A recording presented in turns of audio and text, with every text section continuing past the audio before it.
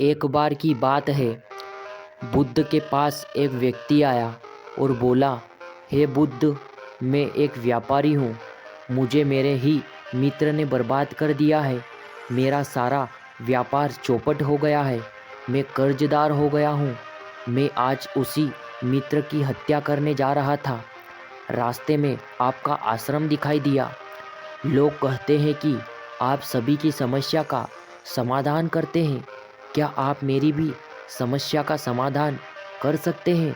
क्या आप मुझे कोई मंत्र दे सकते हैं जिससे मैं अपने मित्र से अधिक धनवान हो जाऊंगा? बुद्ध ने कहा, मैं तुम्हारे रास्ते दिखा सकता हूँ जिस पर यदि तुम चलोगे तो तुम्हें ऐसा खजाना मिलेगा जो कभी खत्म नहीं होता, बल्कि खत्म करने पर और बढ़ता चला जाता है। व्यापारी बोला, हे बुद्ध, जल्दी से मुझे वह मार्ग बता दीजिए। बुद्ध ने कहा, मार्ग बताने से पहले तुम मुझे यह बताओ कि तुम्हारे मित्र ने तुम्हारे साथ क्या क्या किया। जितनी सच्चाई से तुम अपनी बात मुझसे कहोगे, मेरा मार्ग तुम्हें उतनी ही जल्दी उस खजाने तक पहुंचा देगा। वह व्यापारी बोला, हे बुद्ध, मैं और मेरा मित्र 12 साल पहले इस नगर में एक साथ आए थे। हम बचपन से एक दूसरे को जानते हैं। जब हम इस नगर में आए थे तब मेरे मित्र के पास ज़्यादा धन नहीं था। उसके मुकाबले मेरे पास बहुत पैसा और धन था। वह मेरे पास आया और उसने मुझसे कहा कि उसे व्यापार शुरू करने के लिए कुछ धन की आवश्यकता है। मैंने उसे मित्र होने के नाते व्यापार शुरू करने के लिए धन दिया। उसने उन पैसों से अपना व्यापार शुरू किया। धीरे धीरे उसका व्यापार बढ़ता चला गया। कुछ ही सालों में वह मेरे बराबर धनवान हो गया। तब मुझे खुशी हुई कि मेरा मित्र भी मेरे बराबर धनवान हो गया और उसका जीवन अच्छा चल रहा है। लेकिन आने वाले कुछ सालों में उसके व्यापार ने और उन्नति की और वह मुझसे भी कहीं अधिक धनवान हो गया।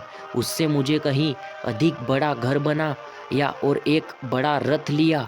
उसकी उन्नति देखकर मुझे जलन होने लगी। मैं नहीं चाहता था कि वह मेरे से ज़्यादा धनवान होगा। जब तक वह मेरे बराबर धनवान था तब तक मुझे थोड़ी तसल्ली थी, लेकिन जैसे जैसे वह मुझसे अधिक धनवान होता गया, मेरे मन में उसके लिए इच्छा बढ़ती चली गई। जब वह मेरे घर अपने बड़े रथ में आता तो मेरे मन में हजारों सुइयां चुभ जाती। तब वह अपने बड़े घर के बारे में बताता तो मैं सोचता कि एक दिन मैं इससे अधिक बड़ा घर बनाकर दिखाऊंगा और उसके व्यापार में भी अधिक बड़ा व्यापार खड़ा कर दूंगा। इसके लिए मैंने उसके व्यापार को हानि पहुंचाने के लिए तरह तरह के षड्यंत्र रचे। मैंने उसके व्यापार को नष्ट करने के लिए अपना व्यापार भी दांव पर लगा दिया।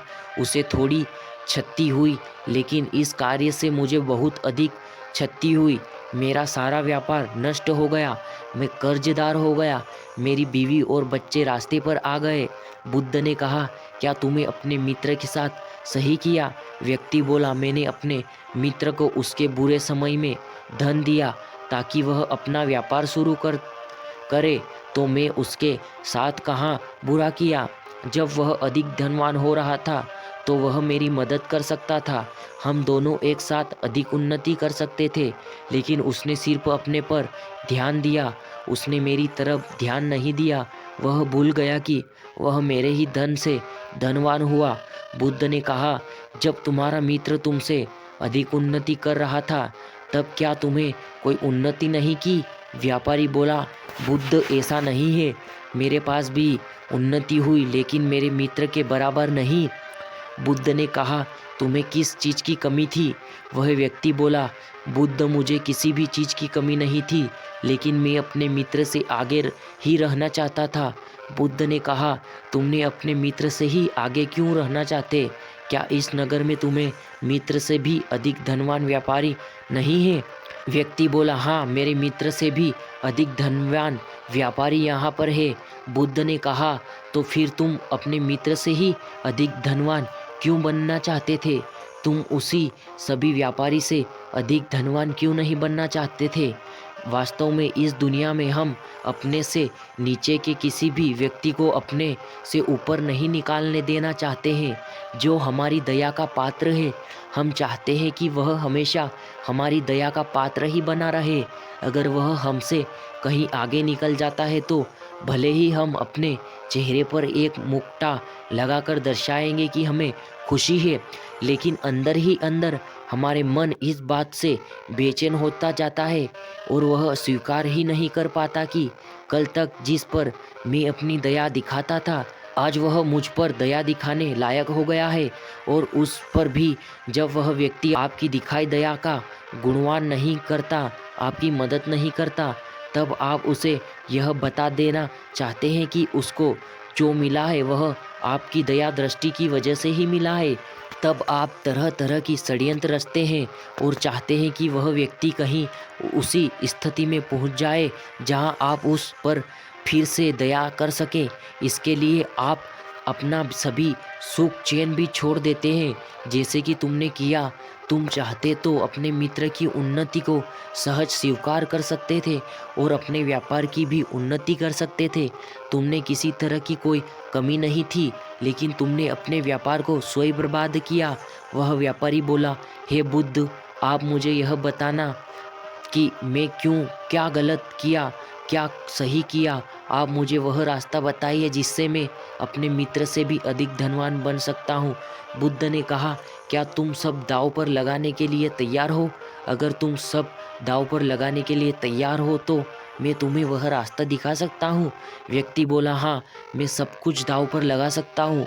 बुद्ध ने कहा, तो जैसा मैं कहता हूँ वैसा तुम करो, तब तुम 1 वर्ष बाद अपने मित्र से भी अधिक धनवान बन जाओगे और ऐसे संपत्ति के मालिक बन जाओगे जो कभी खत्म नहीं होती। तुम सबसे पहले अपने मित्र के पास जाओ और उससे अपना व्यापार शुरू करने के लिए धन मांगो। व्यापारी बोला, बुद्ध, आप यह क्या कह रहे हैं? मैं अपने मित्र से नहीं मांग सकता। बुद्ध ने मुस्कुराया और कहा, अगर तुम वह संपत्ति चाहिए तो तुम्हें ऐसा करना होगा। वह व्यापारी तैयार हो गया। बुद्ध ने कहा, इसके बाद तुम उस धन से व्यापार शुरू करना। 1 वर्ष तक रोज इस आश्रम में आना और भिक्षुओं से ध्यान से सुनना। 1 वर्ष तक जो भी व्यापारी में कमाओगे उसके केवल उतना ही अपने पास रखना जितने की तुम्हें आवश्यकता हो। अधिक धन को गरीब में ही बांट देना और लोगों की सहायता के लिए उपयोग करना। नशा मत करना। अपना व्यापार पूरी ईमानदारी से करना। कोई षड्यंत्र ना रचना। किसी की निंदा ना करना। किसी की प्रशंसा भी मत करना। यह सारे काम 1 वर्ष तक नियम से करना। तब तुम वह खजाना अपने आप मिल जाएगा जो कभी खत्म नहीं होगा।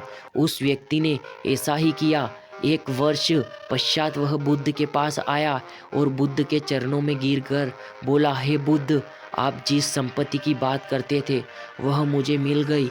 बुद्ध ने कहा, क्या तुम्हारा व्यापार तुम्हें मित्र से अधिक हो गया? वह व्यक्ति बोला, नहीं, वह मेरा व्यापार तो बहुत छोटा सा है, लेकिन मैं अब उनसे संतुष्ट हूँ। मुझे इतना ही मिल जाता है कि मैं अपनी पत्नी और बच्चों का पालन पोषण अच्छे से कर पाता हूँ और साथ ही में दूसरे व्यक्ति की मदद भी कर पाता हूँ। मुझे अब समझ में आ गया कि हम लोग अपना जीवन व्यर्थ ही गंवा रहे हैं। हम सब व्यर्थ की बातों में ही पड़े रहे हैं। जो संपत्ति हमारे पास है, हम उसको नहीं देखते। हम पकड़कर पत्थर बीनने में ही लगे रहते हैं। जिस बात को मैं पहले से ही समझ पाता, अब वह बात मुझे स्पष्ट समझ में आती है। मैंने अपने मित्र से इच्छा की और वह इसलिए था कि हम अपने सुख से सुखी नहीं होते, अपितु दूसरे से सुख से दुखी हो जाते हैं। ऐसे ही मैं अपने मित्र के लिए किया था। अब मुझे हंसी आती है कि मैं किन छोटी छोटी बातों से उलझा हुआ था। अगर आप मेरे जीवन में नहीं होते तो बुद्ध तो यह कभी नहीं समझ पाता। आपका बहुत बहुत धन्यवाद। आपने मेरी इस वीडियो में आपका समय व्यतीत किया।